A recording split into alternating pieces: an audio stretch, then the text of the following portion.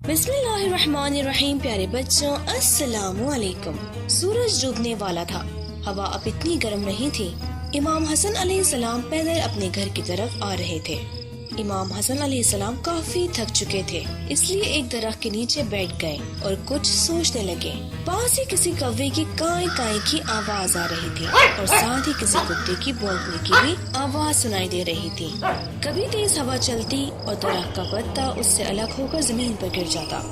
امام حسن علیہ السلام کچھ کھجورے اور روٹی ایک سفید کپڑے میں لپیٹ کر اپنے ساتھ لائے تھے. امام حسن علیہ السلام نے وہ سفید رومال کھول کر اپنے سامنے رکھا تاکہ تھوڑی روٹی اور کھجور کھائیں. امام حسن علیہ السلام نے روٹی کا ٹکڑا توڑا اور اس پر ایک کھجور رکھی.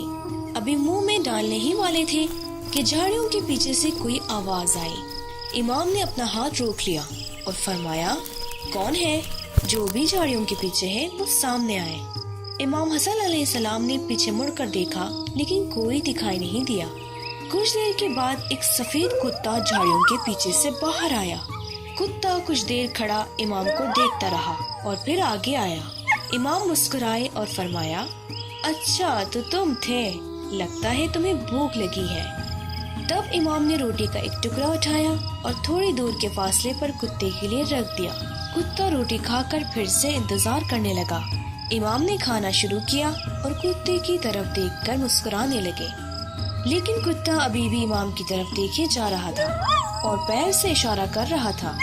امام نے اسے دیکھ کر فرمایا، لگتا ہے تم بہت بھوکے ہو.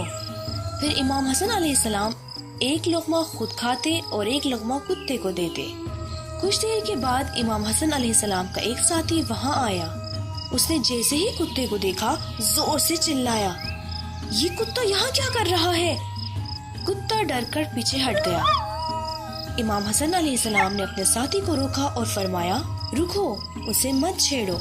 امام کے ساتھی نے کہا، معاف کیجیے گا مولا، میں سمجھا یہ کتا آپ کو ڈسٹرب کر رہا ہے، اس لیے میں نے اسے بھگانے کی کوشش کی.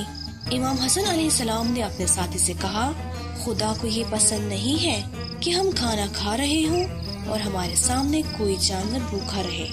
پھر امام نے اپنے ساتھی کو بھی اپنے ساتھ بٹھایا اور اس کے سامنے بھی روٹی اور کھجور پیش کیا. جی پیارے بچوں، ہمیں ہمیشہ اس بات کا دھیان رکھنا چاہیے کہ ہمارے سامنے بھی کوئی انسان یا جانور بھوکا ہو تو ہم اکیلے کھانا نہ کھائیں بلکہ اس کے ساتھ شیئر کریں.